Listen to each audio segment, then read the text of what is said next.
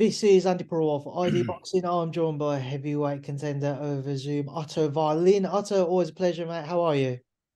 I'm good, thanks. Good to see you again. You too. And this was getting straight into obviously this past weekend. We saw Anthony Joshua overcome Jermaine Franklin. Just want to get your initial thoughts and reaction to that fight before we link yourself into it. I think it played out the way I expected it to. I knew that Jermaine is a pretty skilled fighter, and he has some skills. I knew that he was going to be in better shape than when he fought Dillian Whyte because he didn't have to work as much leading up to this fight. From what I understand, I knew that he was working shifts, 12-hour shifts before the fight with Dillian Whyte. So I expected him to do better, and I think he did. And I think he gave Joshua a pretty good fight, and Jermaine showed some good qualities in there, but ultimately Joshua was better. I know people expected Joshua to knock him out, but I had a feeling that it was gonna be not so easy to knock him out. Jermaine showed a really good chin, and I think that Joshua, he hasn't had a real killer instinct lately, so I expected it to go the distance like it did. Looking at the fight itself, and Otto, and you mentioned, AJ doesn't look like he has that killer instinct. It's certainly something which people have suggested from watching him. Do you feel like it's lost now? Do you feel like that version of Anthony Joshua won't return? That's a good question. I think with Joshua, he is strong, he's powerful. I don't think his physique has changed. I think it's more his mental game. I think he's lost a lot of confidence. Maybe he started it when he had that tear up with Klitschko and, knocked Klitschko down. Then he got knocked down and it was a really tough fight. Came out of it with a knockout win, which was good. But then, fought Ruiz, had him down and then went after him, but got caught himself, and then ultimately he got knocked out. So I think it has a lot to do with confidence. I think that his confidence is really shot, and I think that he cares a lot about what people think of him and what they expect of him. And I think it's all mental, to be honest. An interesting point that you raised there, Otto, is AJ's physique. He actually came in at a career heaviest for this fight at 255 pounds, 11 pounds heavier than what it was for the Usyk rematch. That would have suggested that he was looking to make more of a statement, and maybe he was going to look for the knockout early, which didn't come. Again, knowing he came in so much more heavier, is it a bit more of a surprise that for whatever reason he never quite maybe let his hands go and looked or searched for that KO? Maybe I think it's a good question, but now looking back at it, maybe he shouldn't have come out so heavy because what does it matter how hard you punch if you can't hit the guy? And maybe I don't know, maybe he slows him down a little bit. Maybe he gets more worried about his cardio when he's heavy. So I think that I didn't see a big difference, but maybe it's better for him to be lighter. Who knows? It's not all about how much you weigh. You got to have the speed, the timing, and the stamina to really perform. When you watch Anthony Joshua, Otto, do you see somebody who might be fragile in the ring? Yeah, I think so. I think, like I said, his confidence seems very shot. Like I said, I think that he's still a very good fighter. He is obviously one of the best heavyweights out there, but he's changed a little bit lately, and he's more aware. I think he doesn't want to get tired. He doesn't want to get knocked out, and he seems very aware and worried about that. Now, the reason why obviously I'm speaking so in depth about this fight with yourself is because Eddie Hearn's been on the MMA hour with Ariel Helwani, and he's mentioned yourself, Joe Joyce, and Dillian Whyte as potential opponents for AJ come summertime. AJ's made it clear he wants to be back out within 12 weeks. Just your thoughts. Is it a surprise to you at all, maybe to see your name mentioned again? No, I think I've been in the mix for a while now with Joshua. Yeah, it's all up to them, really. It's balls in their court, so I'm ready for it. I really want that fight. I think I can do really well with him. But I don't know what they're thinking and whatnot. So I really want the fight, but I'm just not sitting around waiting for it either. I'm staying in the gym. I'm active, and I want to have my next fight very soon. So You was mentioned, Otto, to face Anthony Joshua well before Jermaine got the fight, before Jermaine secured it. And one of the talking points was, would AJ want to go back in with another southpaw on the back-to-back camps facing Alexander Usyk, or would he want to go back in with somebody who's orthodox just to mix things up? But now you look at it, he's gone and got that victory against Jermaine Franklin. Do you think it weighs in your favour now that maybe he's at least got one victory, even though it wasn't a stunning one? He can now look towards a fight, maybe with a southpaw, i.e. yourself, to get another level of confidence back. I think a good thing with him fighting a southpaw, if I was them, I would look at, he wants to fight Fury. He probably wants to fight Usyk again.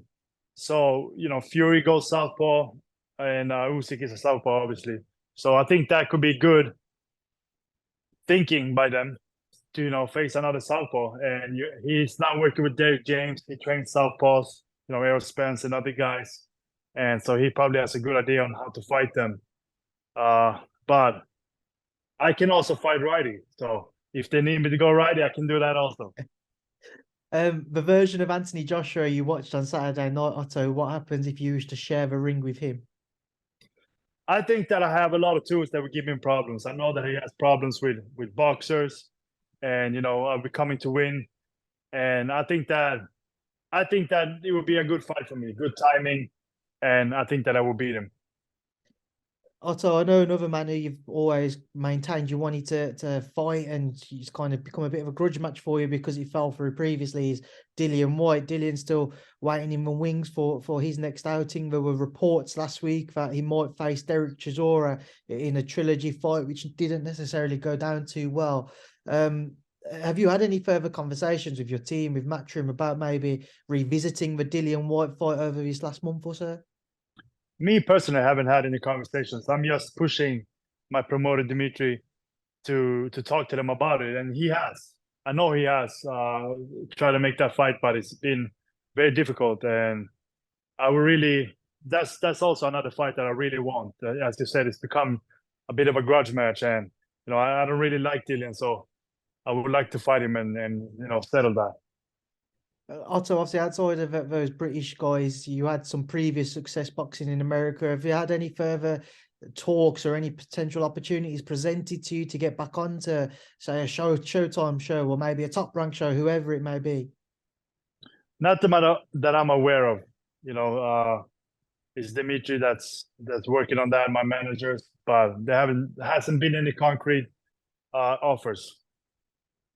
Just to get your thoughts then on a couple of other topics within the division. We've just seen the Alexander Usyk and Daniel Dubois fight ordered by the WBA for talks to begin. Usyk will be a big favourite heading into it, but what do you make of that fight if a deal could be agreed? Yeah, I mean, Usyk would be a big favorite, of course.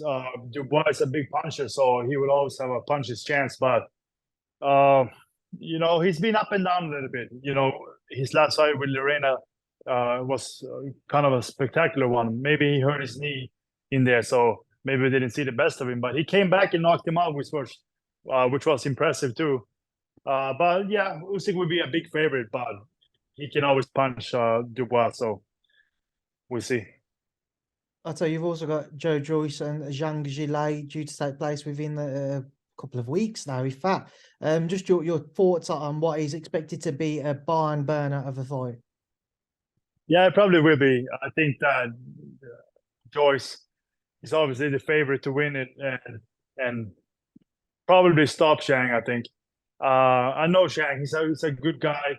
He punches hard, but I just wonder. I wonder how long he can keep it up for with Joyce. I think that he'll probably come out good and they'll go at it. And if he can crack Joyce's chin, that'll be different. But if he can't, I think it will be hard for him going the distance. Also, just kind of going on to Tyson Fury, obviously saw those Fury-Usyk talks collapse. What were your thoughts on it as a former opponent of Tyson, somebody who jumped at the chance when it was presented to you to face him? Where do you think the blame lies as to why that fight was not secured and signed? It's hard to know because I haven't been in those talks and negotiations, of course. But I mean, honestly, looking in from the outside, seems like Fury has been messing about too much, and it seems like Usyk just got fed up at the end of it. That's what I can see from looking in from the outside. I can't say 100%, but it seems likely to me. And Otto, just a final topic just to touch on. We've unfortunately had some bad news. I say bad news of some news within the sport of Amir Khan failing a drugs test, which was on the back of his fight with Kell Brook. It's obviously been a big topic, doping within boxing recently. I was trying to get your thoughts as to what you made of that situation when you'd heard about it. Yeah, I think it's too bad that people are using drugs, but one thing that is good is at least some people are getting caught. I think that's a really good thing, and you know the anti-doping agencies just need to keep putting their work in. I think hopefully people will stop using it, but I'm not sure that would happen. But as long as they keep catching guys, and hopefully you can scare some of them away from doing it. Is it a surprise to you that maybe there's been a bit more noise surrounding, i.e., you know, when Conor Ben failed, there was a lot of noise that still is around him. Now you've got everything today with Amir. Do you feel like it's maybe being taken, I don't want to say more seriously, but certainly more notice has been given to it, more eyes are on people who have failed tests? Yeah, I don't know how to answer that, but I think it's good that it gets out there. I mean, now it's been, when was that fight? That must have been last year, right? Last year, yeah. It's been a long time. Yeah, it's been a long time. So I don't know what happened, but I think it's too bad. You know, boxing is a dangerous enough sport already, and to be using drugs, it doesn't have a place in the sport. So it's good that it gets out there, and you know, cheaters are exposed, really. Right, so we'll leave it there now. I'll leave you to obviously enjoy the rest of your evening. It's a pleasure as always. Thank you for speaking to me and ID Boxing. Thank you, Andy.